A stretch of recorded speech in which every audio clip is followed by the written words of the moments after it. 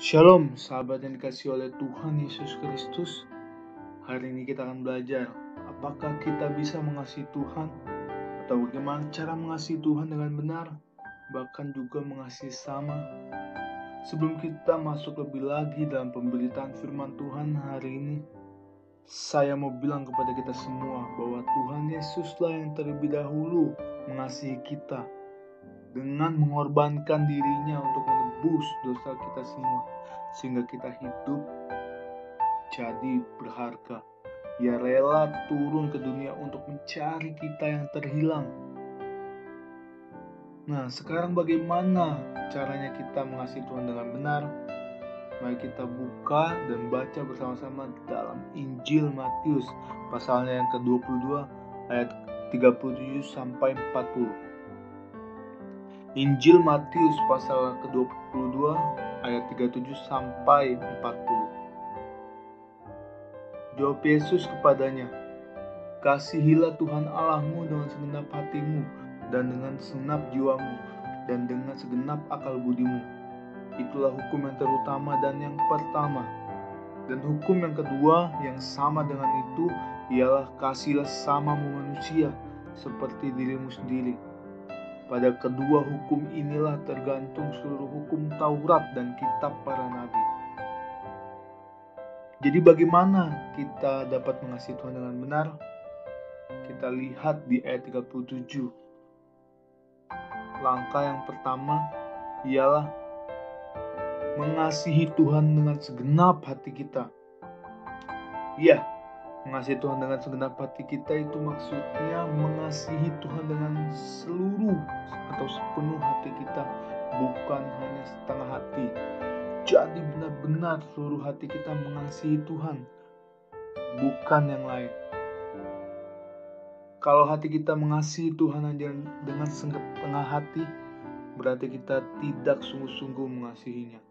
Jadi pasti ada waktu di mana kita meninggalkan Tuhan atau bahkan melupakannya. Contohnya, kita mengasihi Tuhan hanya pada saat mengalami kesusahan, di mana kita berdoa berseru kepadanya untuk kita keluar dari setiap permasalahan yang ada. Tetapi di saat kita sukses atau malah diberkati berkelimpahan, di saat itu malah kita lupa sama Tuhan. Atau kita mengasihi Tuhan hanya karena ingin diberkati oleh Tuhan, sehingga kalau kita hidup susah atau dalam masalah kita meninggalkan Tuhan.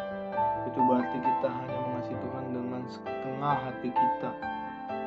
Kalau kita benar-benar mengasihi Tuhan dengan segenap hati, pastilah kita akan melakukan apa yang Allah inginkan. Dalam Yohanes pasal ke-14 ayat ke-21a, Tuhan Yesus berkata, "Barang siapa memegang perintahku dan melakukannya, dialah yang mengasihi aku." Langkah yang kedua, bagaimana mengasihi Tuhan dengan benar, ialah mengasihi Tuhan dengan segenap jiwa. Langkah kedua, mengasihi Tuhan dengan segenap jiwa kita, ialah setiap manusia memiliki tubuh, jiwa, dan roh. Jiwa itu terdiri dari kehendak, pikiran, dan perasaan. Berarti mengasihi Tuhan dengan segenap jiwa kita berarti mengasihinya dengan memakai pikiran, kehendak, dan perasaan kita bagi kemauannya atau bagi kehendak Tuhan. Di mana apa yang kita lakukan itu selaras dengan kehendak Tuhan. Apa yang Ia mau untuk kita lakukan. Gimana caranya agar kita tahu apa yang Tuhan mau? Ialah dengan membaca Alkitab setiap hari dan minta pimpinannya, minta Roh Kudus untuk memimpin setiap langkah kita. Dan bagaimana langkah ketiga dalam mengasihi Tuhan dengan benar? Ialah mengasihi Tuhan dengan segenap akal budi. Langkah ketiga ini selaras dengan langkah kedua, di mana mengasihi Tuhan dengan segenap jiwa, karena akal budi berhubungan dengan jiwa, yang mana jiwa terdiri dari kehendak, pikiran, dan perasaan. Jadi pengetahuan atau skill yang kita punya harus dipakai untuk Tuhan. Maksudnya di sini ialah untuk kemuliaan nama Tuhan, karena kita hidup hanyalah untuk memuliakan Tuhan Yesus. Sekarang bagaimana cara kita mengasihi sama kita? Mari kita baca kembali ayat 37 sampai 40. Jawab Yesus kepadanya, kasihilah Tuhan Allahmu dengan segenap hatimu, dan dengan segenap jiwamu, dan dengan segenap akal budimu. Itulah hukum yang terutama dan yang pertama. Dan hukum yang kedua yang beda dengan itu, hukum kedua yang sama, bukan beda, tetapi sama dengan itu, ialah kasihilah samamu manusia seperti dirimu sendiri. Pada kedua hukum inilah tergantung seluruh hukum Taurat dan kitab para nabi. Ya, kalau kita sudah mengasihi Tuhan dengan segenap hati, segenap jiwa, dan dengan segenap akal budi kita, maka pasti kita dapat mengasihi sama kita manusia seperti diri kita sendiri. Amin. Saya akhiri pemberitaan firman Tuhan hari ini dengan kesaksian hidup saya. Saya dulu orangnya adalah pendiam, dan saya orang yang minder, di mana saya tidak punya teman atau bisa dibilang penyendiri. Setiap ada orang berkumpul, saya pasti menjauh karena saya takut berkumpul di tempat ramai. Saya bahkan tidak berani untuk menatap mata orang karena saya merasa tertolak saat itu. Saya merasa teman-teman tidak akan menerima saya karena saya dulu sering dibully, di mana memang dulu saya orang yang gendut, bulat, dan juga saya berasal dari keluarga sederhana, di mana pas-pasan, di mana teman-teman sudah mempunyai HP tetapi saya belum punya. Itulah yang merasa saya tertolak. Baik di sekolah maupun lingkungan rumah, saya tidak mempunyai teman. Kalau ada paling hanya satu atau dua teman.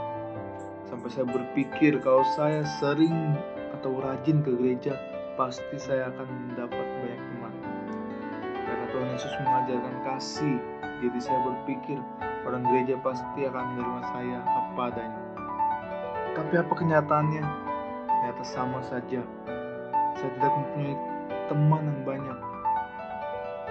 Sampai pada saat saya kelas 3 SMP waktu itu, saya mendengar di mana seperti ada suara di hati saya pada saat di gereja seperti, "Hey Daniel, kamu datang ke gereja untuk bertemu manusia atau ketemu aku?" Di situ saya yakin itu adalah suara Roh Kudus. Di saat itulah saya menangis dan menyesal karena selama ini fokus saya ke gereja salah. Bukannya untuk bertemu dengan Tuhan, tetapi hanya untuk bertemu manusia, untuk mempunyai banyak teman. Saat itu saya bertobat dan mengambil keputusan untuk benar-benar mengikuti dan mengasihi Tuhan dengan segenap hati saya. Saat saya beribadah di gereja, pujian penyembahan, saya memuji Tuhan dengan sungguh-sungguh. Di saat mendengarkan khotbah, dengarkan sungguh-sungguh dan tidak memainkan HP saat khotbah. Walaupun pengkhotbahnya mungkin orang yang bikin bosan atau bikin ngantuk atau tidak menarik, yang dimana tidak ada humor, tapi saya tetap mendengarkannya. Siapapun itu yang berkhotbah, saya akan mendengarkan dengan serius. Saya mempunyai ketetapan hati saya, di mana saat itu tidak apa-apa kalau saya tidak mempunyai teman di gereja. Asalkan saya punya Tuhan Yesus, itu sudah cukup bagi saya. Saya masih menjadi orang yang pendiam, saya tidak berubah menjadi orang periang yang suka mencari perhatian. Hehe, begini kabarnya. Bukan. Saya tidak berubah seperti itu, tetapi tidak tahu kenapa satu persatu orang mendekati saya tanpa saya mendekat kepadanya. Dari situ lama-kelamaan, di saat saya berjalan dengan Tuhan dan diproses dengan Tuhan, gambar diri saya pulih dan saya bisa mengasihi sesama saya. Itulah kesaksian saya. Jadi sahabat yang dikasihi oleh Tuhan Yesus, mulailah saat ini engkau fokus mengasihi Tuhan dengan segenap hatimu, segenap jiwamu, dan dengan segenap akal budimu, dan juga dengan mengasihi sesamamu. Saya tidak percaya di mana kalau engkau berkata engkau mengasihi Tuhan dengan segenap hati, tetapi engkau orang yang antisosial, atau engkau menyendiri, atau engkau tidak mempunyai teman. Saya tidak percaya, karena tadi firman berkata hukum yang kedua yang sama dengan itu atau sama dengan hukum pertama ialah mengasihi sesama kita seperti diri kita sendiri. Kalau kita sudah melakukan semuanya itu, maka firman Tuhan, janji Tuhan dalam 1 Korintus pasal yang kedua ayat yang 9, apa yang tidak pernah dilihat oleh mata dan tidak pernah didengar oleh telinga dan yang tidak pernah timbul dalam hati manusia, semua yang disediakan Allah untuk mereka yang mengasihi Dia. Tuhan Yesus memberkati kita semua dan mengasihi kita semua, dan biar segala pujian, kemuliaan, hormat hanya bagi Tuhan Yesus. Amin.